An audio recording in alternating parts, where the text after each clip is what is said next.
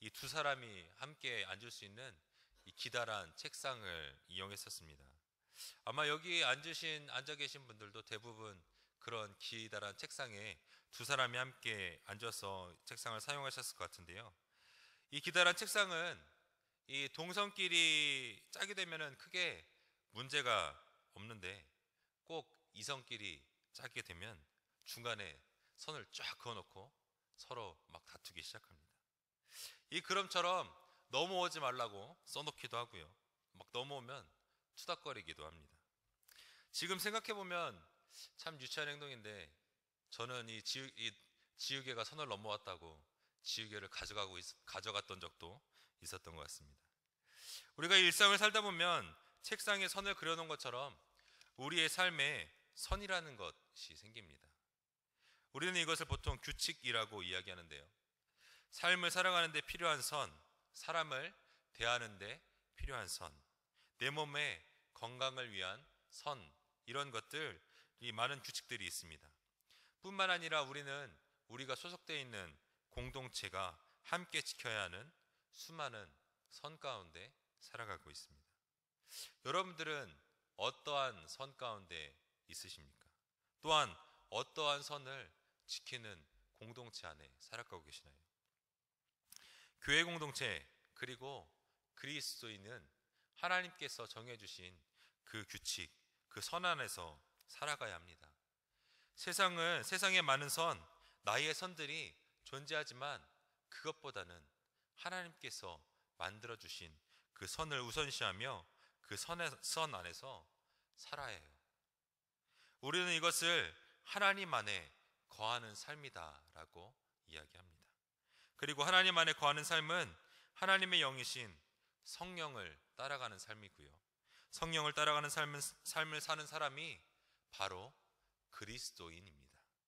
로마서 8장 9절은 이렇게 이야기합니다. 만일 너희 속에 하나님의 영이 거하시면 너희가 육신에 있지 아니하고 영에 있나니 누구든지 그리스도의 영이 없으면 그리스도의 사람이 아니라. 성도 여러분, 내 안에 계신 성령님께서 나를 이끄시는 대로 하나님의 영에 거하여 하나님의 규칙, 하나님의 선 안에서 살아가시는 여러분들 되시기를 소원합니다. 그렇다면 하나님께서는 어떠한 선, 어떠한 규칙을 가지고 계실까요? 성경에는 많은 규칙들이 나오지만 하나님께서 완전하게 지으신, 완전하게 다스리시는 에덴 동산의 모습, 사람을 창조하실 때의 모습만큼 그 규칙이 잘 나타나 있는 곳은 없습니다. 에덴 동산이라는 단어의 의미를 보면 에덴은 기쁨이라는 의미를 가지고 있고요.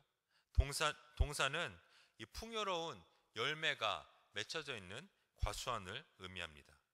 우리가 이 에덴 동산에 대해서 상상했던 것처럼 말 그대로 풍요롭고 기쁨이 넘치는 곳, 그것이 바로 에덴 동산입니다. 그런데 여기서 이 동산이라는 단어의 의미를 조금 더 자세히 보면 동산은 풍요로운 과실을 있는 그곳만을 이야기하는 것은 아닙니다. 우리가 에덴 동산을 영어로 이야기할 때 가든 오브 이든이라고 이야기하는데요. 가든이라는 곳은 어떠한 곳입니까? 울타리가 있는 곳, 다른 곳과는 구분된 것이 바로 가든입니다. 우리가 에덴 동산을 동산이라고 부르다 보니까 그냥 광활한 이러한 동산을 생각할 때가 많은데요. 아무런 경계가 없는 그러한 곳을 생각하지만 에덴 동산은 하나님의 자녀를 위해 구별된 곳, 하나님께서 만들어 놓으신 그 선, 규칙 안에서 자유로운 곳이 바로 에덴 동산입니다. 그렇다면 에덴 동산 가운데 사람이 사람을 만들어 이 에덴 동산에 놓으실 때 하나님께서는 어떠한 선을 만들어 놓으셨을까요? 첫 번째는 교만의 선입니다. 7절 말씀은 하나님께서 사람을 창조하시는 장면인데요. 우리 7절 말씀 함께 읽어보도록 하겠습니다. 7절 시작.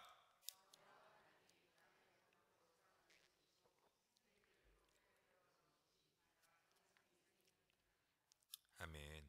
말씀을 보면 이 하나님께서 흙을 잘 다지고 형태를 만들어서 그 코에 생기를 불어넣는 장면이 나옵니다. 그래서 우리는 이 장면을 통해서 하나님께서 우리를 흙으로 만들었다라고 많이 생각을 합니다. 하지만 히브리어 성경에는 한국어 성경처럼 흙이라는 단어를 사용하지 않습니다. 히브리어 성경에는 사람을 흙이 아닌 먼지, 티끌로 만들었다라고 기록되어 있어요. 영어 번역에도 마찬가지로 dust of the ground 이라고 이야기합니다. 하나님께서 먼지로 사람을 만드셨다. 우리에게는 조금 어색하고 상상이 잘 안 되는 모습이지만 다시 한번 잘 생각해 보면 그 안에는 큰 은혜가 있습니다. 여러분, 먼지, 티끌 한번 생각을 해보세요. 지금 이 예배당 안에도 수많은 먼지들이 떠다니고 있습니다. 하지만 눈에는 잘 보이잖아요. 눈에 보이지 않는 아주 작은 물질입니다. 우리나라 속담에 티끌모아 태산이란 말이 있는데 아주 작은 것과 큰 것을 비유해서 이야기한 말입니다. 하나님께서는 이런 아주 작은 티끌, 먼지들을 모아서 사람을 만드십니다. 티끌과 먼지로 사람을 만든다. 그래도 이 흙으로 사람을 만든다고 하면은 좀 상상이 되고 흙은 잘 뭉쳐지니까 이해가 가능하지만 먼지는 아무리 모으려고 해도 너무나 작기만 하고 우리가 잘 인식할 수 없기 때문에 우리의 상식, 우리의 상상 안에서는 잘 이해가 되지 않습니다. 하지만 하나님께서는 이러한 먼지, 티끌로 사람을 만드세요. 한번 하나님의 모습을 여러분들 상상해 보세요. 아무 보잘것없는 먼지를 가지고 기뻐하시며 룰루랄라 사람을 만드는 그 모습을요. 이 말씀이 잘 상상이 안 되시면 여러분들이 한번 찬양을 부르면서 이 사람을 만드는 하나님의 모습을 한번 따라해 보십시오. 하지만 주의할 것이 있습니다. 사람이 많은 곳에서 그렇게 하면 사람들이 좀 이상하게 쳐다보실 수도 있어요. 그런데 여러분, 하나님께서 왜 흙도 아닌 먼지로 사람을 만드셨을까요? 왜 아무것도 아닌 있는지조차 잘 모르는 먼지로 사람을 만드시고 그 안에 하나님의 형상도 넣어주시고 하나님의 생기를 불어 넣어주셨을까요? 하나님께서 사람을 먼지로 만드신 이유는 사람은 그저 먼지와 같은 존재임을 사람 스스로가 깨닫길 위함입니다. 우리의 눈으로 볼 수 있는 물체가 아니라 눈에도 보이지 않는 빛이 비칠 때만 그 모습을 확인할 수 있는 먼지 같은 존재가 바로 사람이라는 존재, 나 자신이라는 것을 깨닫길 원하시는 겁니다. 그리고 사람은 비록 먼지 같아 보잘것없는 존재이지만 창조자이신 하나님께서 사람을 너무나 사랑하셔서 하나님의 형상, 하나님의 생기를 불어넣어 주셨다라는 것을 보여주길 원하시는 거예요. 여러분, 우리는 먼지 같은 존재라는 것을 인식해야 합니다. 하나님께서 후 하고 부르면 그저 날아갈 수밖에 없는 존재라는 것을 깨달아야 합니다. 하나님의 사랑이 없으면, 하나님의 은혜 없이는 살 수 없는 존재임을 날마다 인식해야 합니다. 우리는 이 깨달음을 겸손이라고 부릅니다. 그리고 반대말로는 교만이라고 이야기합니다. 잠언 18장 12절은 이렇게 이야기합니다. 사람의 마음의 교만은 멸망의 선봉이요 겸손은 존귀의 길잡이니라. 또한 마태복음 11장 29절에서 예수님께서는 이렇게 말씀하십니다. 나는 마음이 온유하고 겸손하니 나의 멍에를 메고 내게 배우라. 그리하면 너희 마음에 쉼을 얻으리. 우리에게는 예수님처럼 하나님께서 우리를 만드신 것처럼 겸손이 필요합니다. 내가 했다, 내가 이루었다라는 생각하는 이 교만이라는 선을 넘지 않고 하나님께서 하셨다, 하나님께서 이루셨다라는 겸손이 필요합니다. 여러분, 여러분들이 스스로 교만해졌다고 생각할 때마다 허공에 한번 사람을 만들어 보세요. 그리고 그 모습을 바라보며 그래, 나는 먼지로부터 온 존재이구나 라는 것을 깨달으시기를 바랍니다. 여러분, 우리는 그저 먼지입니다. 그 먼지에 하나님의 생기가 들어간 존재입니다. 이를 깨달아 겸손히 하나님을 섬기고 이웃을 섬기는 성도님들 되시기를 주님의 이름으로 축원합니다. 두 번째로 하나님께서는 이 죄의 선을 만드셨습니다. 이 죄의 선은 첫 번째인 교만의 선과도 연결이 되는데요. 16절과 17절은 이렇게 이야기합니다. 여호와 하나님이 그 사람에게 명하여 이르시되 동산 각종 나무의 열매는 내가 임의로 먹되 선악을 알게 하는 나무의 열매는 먹지 말라. 내가 먹는 날에는 반드시 죽으리라 하시니라.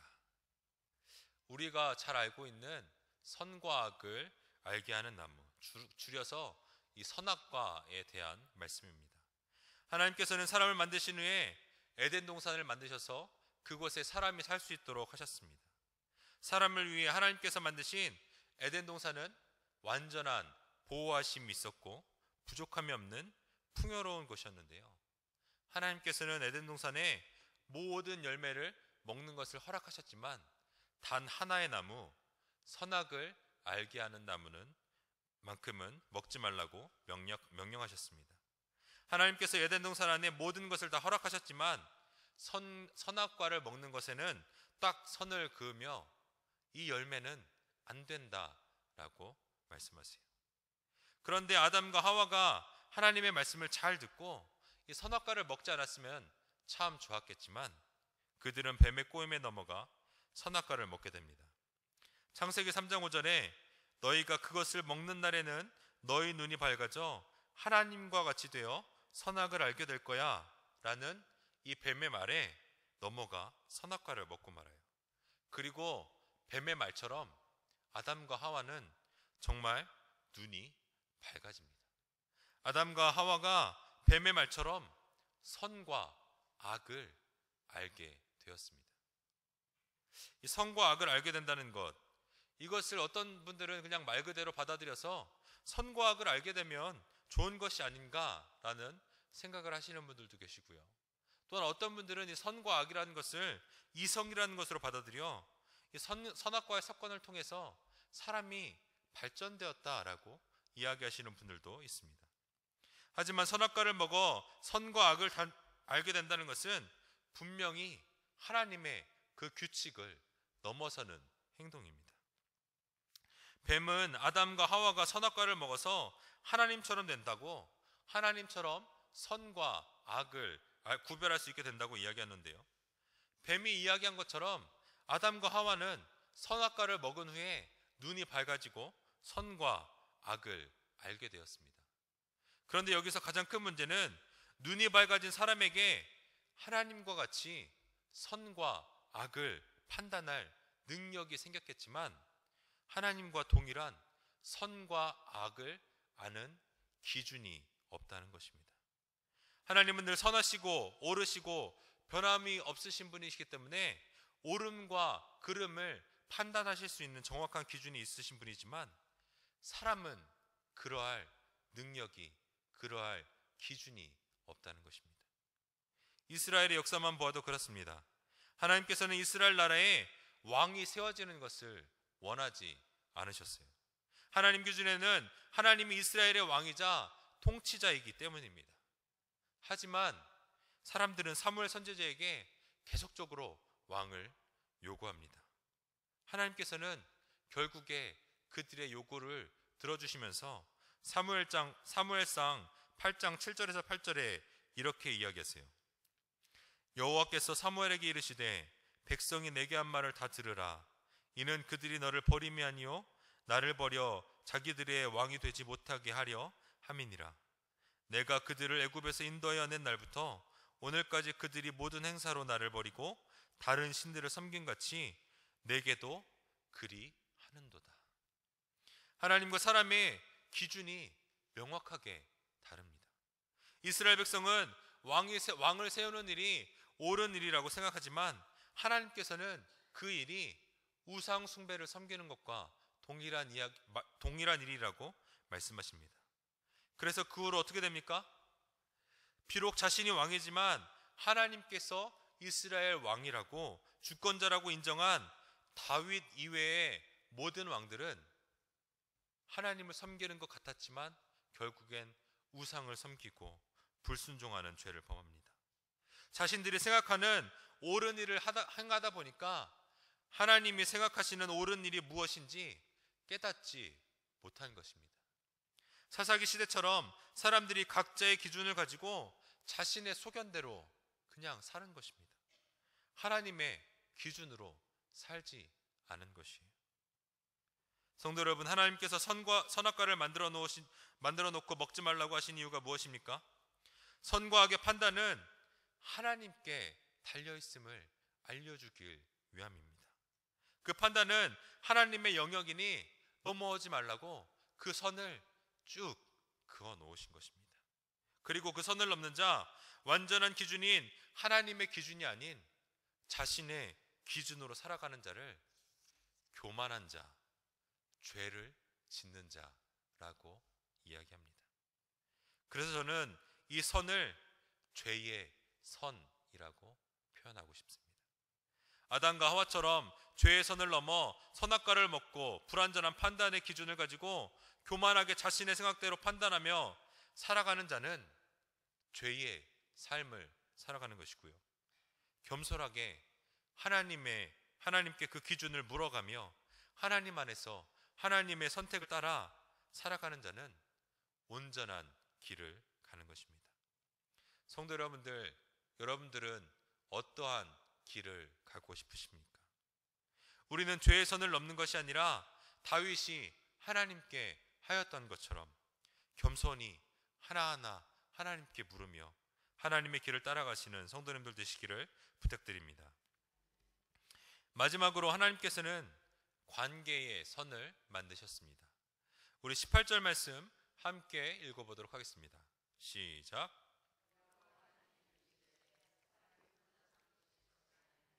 내가 그를 위하여 돕는 배필을 지으리라 하시니라. 아멘. 하나님께서 아담 혼자 사는 것을 보시고 좋지 않게 여겼다라고 18절에 이야기하시는데요. 이 말씀은 아담이 말 그대로 혼자 사는 것이 보기 좋지 않다라고 이야기하시는 것은 아닙니다.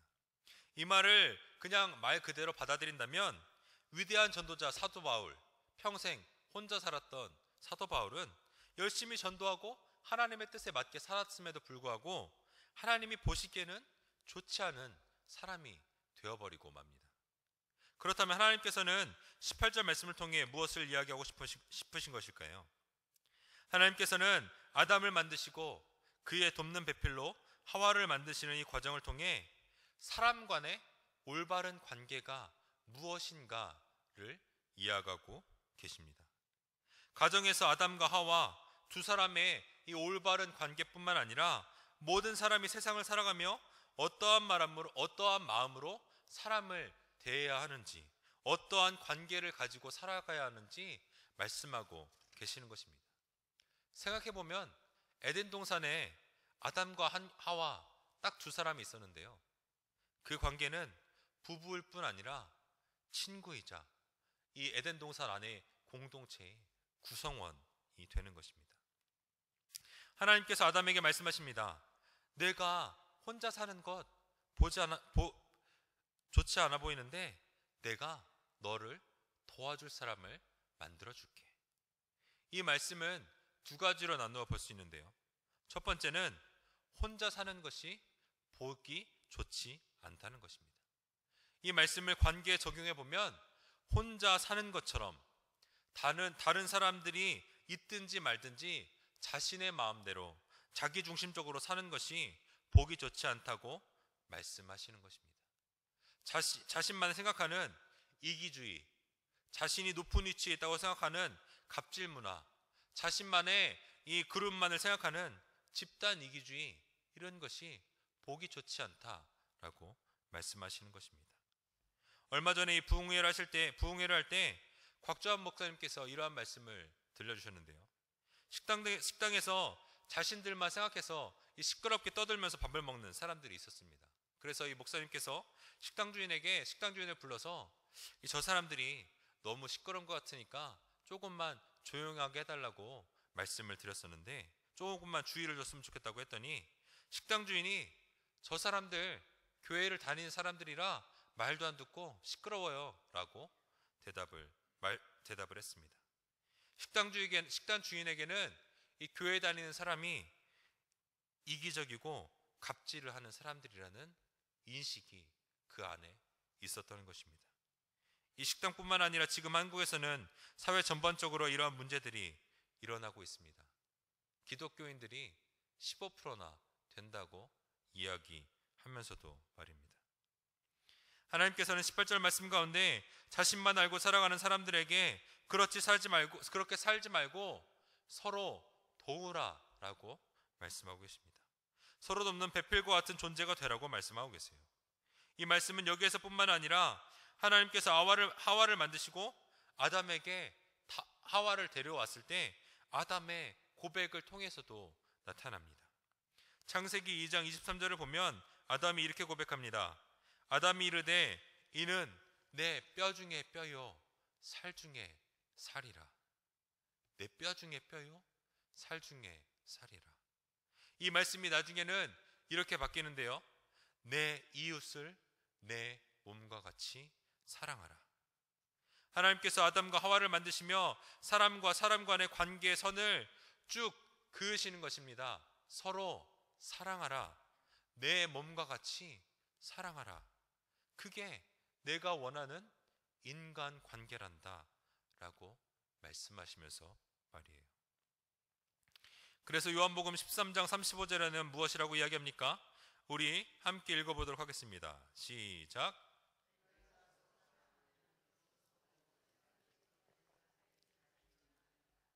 아멘. 성도 여러분, 우리가 서로 사랑함으로 예수님의 제자임을, 하나님의 피조물임을 이 세상에 나타나시는 여러분들이 되시기를 주님의 이름으로 축원합니다. 말씀을 마치려고 합니다. 오늘은 이 선을 넘지 말라라는 말씀으로 세 가지 선에 대해서 보았습니다.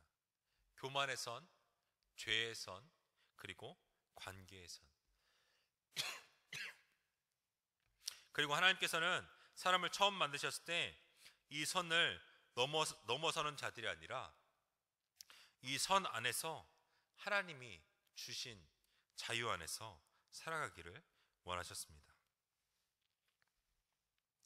여러분들 이 에덴 동산의 그 의미를 기억하시나요?